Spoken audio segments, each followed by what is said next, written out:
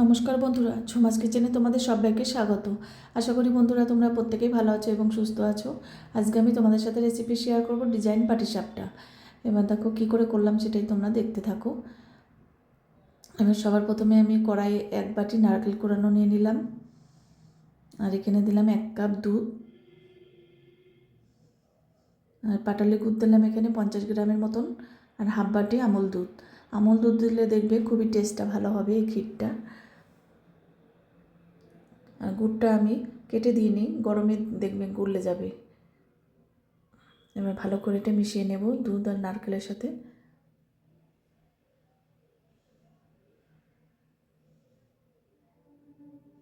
এবার গ্যাসে বসিয়ে দিলাম। এই ধরনের পিঠা করলে দেখবে বাচ্চারাও কিন্তু খেয়ে নেবে, সুন্দর সুন্দর ডিজাইন করলে বাচ্চারাও খুশি হয়ে যাবে।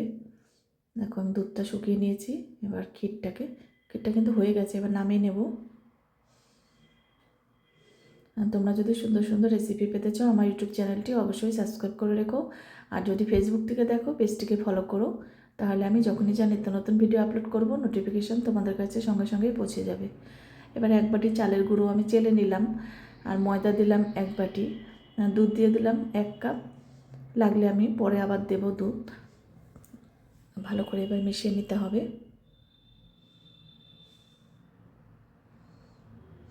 আরও 1 বাটি এই 1 কাপ দুধ দিয়ে দিলাম।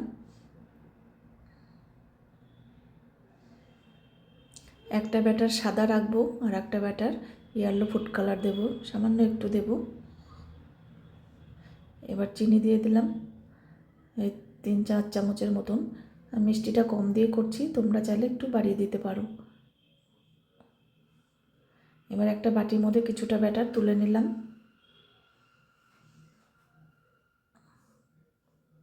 এবার এটার মধ্যে ফুড কালার দেব, নাকি একটুখানি দিলাম।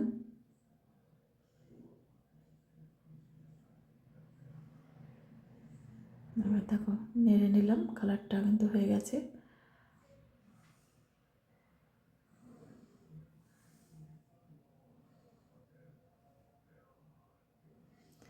এবার তাওয়ার মধ্যে দেখো একটু তেল ব্রাশ করে নিয়েছি, এবার চামচ দিয়ে আমি এটা করে নিচ্ছি।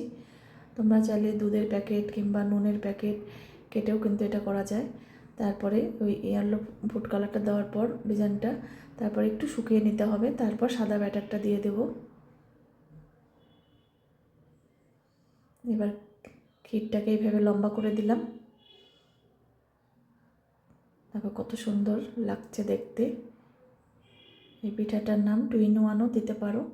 দেখো ডিজাইনটা কত সুন্দর লাগছে। এবার দেখো সবগুলো ভেজে নিয়েছি। আজকে তাহলে আমি এখানেই রাখছি, এরপরের দিন আবার হাজির হয়ে যাব। তোমরা সবাই সুস্থ থেকো, ভালো থেকো। টাটা বন্ধুরা। দেখো তোমাদের কাছে কেমন লাগলো অবশ্যই জানিও।